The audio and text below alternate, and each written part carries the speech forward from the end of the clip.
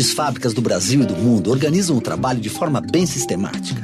Nesse universo industrial, as tarefas são cumpridas de acordo com uma ordem pré-estabelecida, feitas com precisão e no menor tempo possível.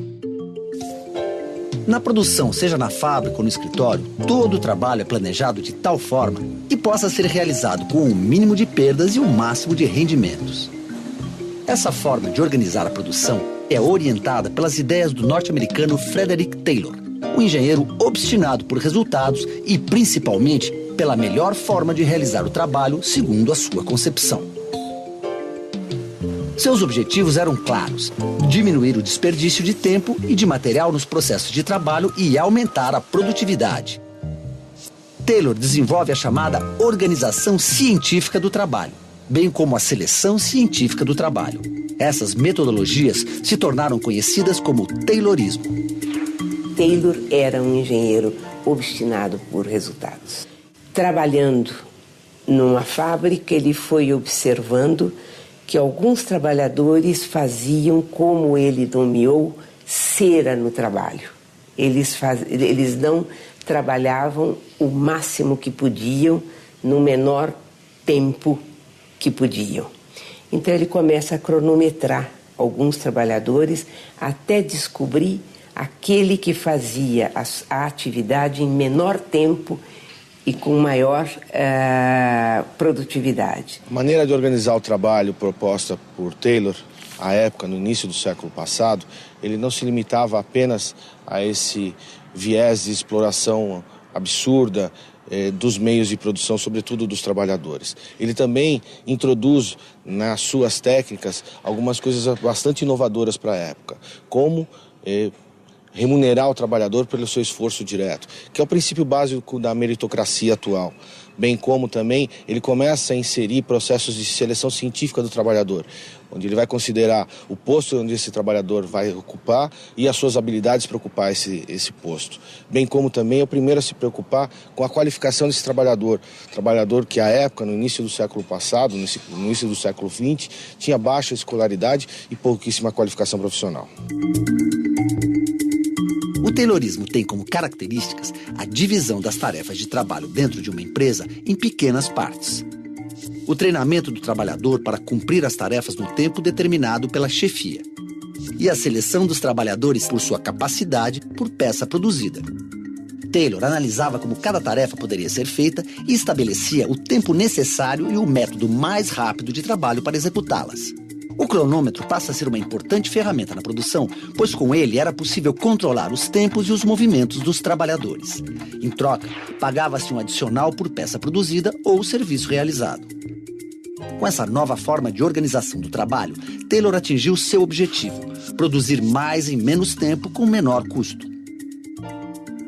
Percebe-se nesse processo a diminuição da autonomia do operário sobre o processo de produção a partir do controle e da disciplina impostos.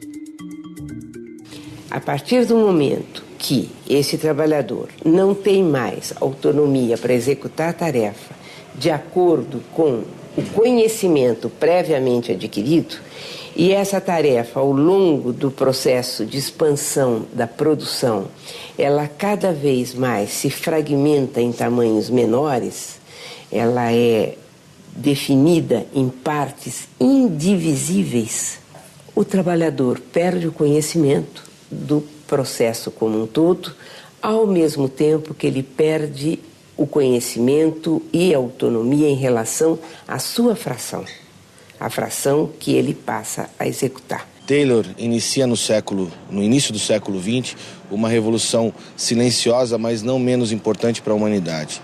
Por meio do acesso ao trabalho, ele começa a oferecer condições de remuneração e renda para trabalhadores que começam a integrar um mercado de consumo incipiente, mas muito importante para a época. A organização do trabalho ganhou ainda mais destaque com outro norte-americano, dono de uma fábrica de carros. Henry Ford se apropriou do princípio de Taylor, implementando a linha de montagem no processo de produção. Afinal, com o aumento da demanda por carros na época, era preciso produzir mais em menos tempo. Com a linha de montagem surge a produção em massa com múltiplas implicações econômicas, políticas e sociais. A linha de montagem se baseia em um princípio: levará o trabalhador em seu posto de trabalho fixo a tarefa a ser cumprida. O tempo para fazer cada tarefa é pré-determinado pela velocidade da esteira rolante. O Fordismo, combinado com o Taylorismo, possibilitou a produção em série a um menor custo, favorecendo o consumo de massa. No Brasil, Monteiro Lobato, editor do livro Princípios da Prosperidade de Henry Ford, manifesta sua credibilidade no sistema Ford de produção para a superação da pobreza e dos males que atingiam Jeca Tatu, personagem frágil, doente e pouco ambicioso. Porém, Lobato não considerou outros aspectos que essa forma de produção trazia, como a concentração da riqueza nas mãos de poucos. A sociedade de consumo, que é embalada aí nesse período aí da industrialização, ela vai vender a ideia de que consumir gera felicidade. Então, as propagandas da época falavam: agora você tem um carro, você vai poder fazer um piquenique. Quem poderia comprar esse carro? Então, o trabalhador da Ford, por exemplo, na época, não podia ser o consumidor daquele carro. Não é? Então, ele era direcionado para uma parcela, como sempre, não é? Uma parcela da sociedade que tem maior poder aquisitivo e que vai poder desfrutar daqueles bens que são produzidos na indústria. A maneira de produzir que antecedeu a implantação das técnicas de Taylor e de Ford era baseado em processos pouco eficientes, muito especializados e, portanto, muito custosos. Exatamente esse custo elevado dos produtos que limitava o acesso às camadas mais pobres da população. O Fordismo e o Taylorismo, surgidos no início do século XX, estão presentes até hoje na organização do trabalho, mesmo no setor de serviços. Nas formas de organizar o trabalho atuais, fica claro que o objetivo é produzir mais em menos tempo e aperfeiçoar as maneiras de estimular o consumo. O Taylorismo ele é muito usado nos bancos, no comércio, nos operadores de telemarketing, porque ele tem a eficiência do ponto de vista do capital. Estamos falando não do ponto de vista do trabalhador, porque para o trabalhador ele é um trabalho, a forma de organizar o trabalho é muito difícil. Por quê? Porque ele é intensificado, ele não tem pausas entre uma tarefa e outra, não é? Então, ele é utilizado ainda porque ele consegue fazer o quê? Mais em menos tempo. Essa fórmula ainda ela é muito usada porque ela é eficiente do ponto de vista do capital. Importante destacar que o trabalhador que nós vemos hoje ocupando um posto de trabalho em uma linha de montagem não é aquele mesmo trabalhador do início do século passado. A construção de um arcabouço legal por meio da Justiça do Trabalho, bem como a atuação destacada dos sindicatos de trabalhadores, criou uma nova dinâmica na relação patrão-empregado.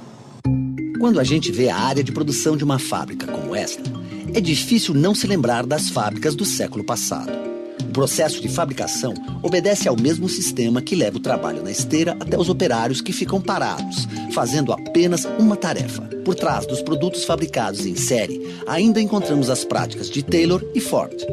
É importante que cada funcionário fique numa função específica na linha, para que você tenha um melhor resultado, porque primeiro que ao ficar mais tempo ele ganha agilidade naquela atividade, então você consegue um melhor tempo e além disso uma perfeição no resultado do seu produto. A gente tem sempre uma encarregada de produção que é a pessoa que fica acompanhando full time para estabelecer essa cadência, para você ter certeza de que ao final do dia você conseguiu a produtividade esperada. Hoje, mesmo com o avanço tecnológico e novas formas de organização, a pressão por maior produtividade continua.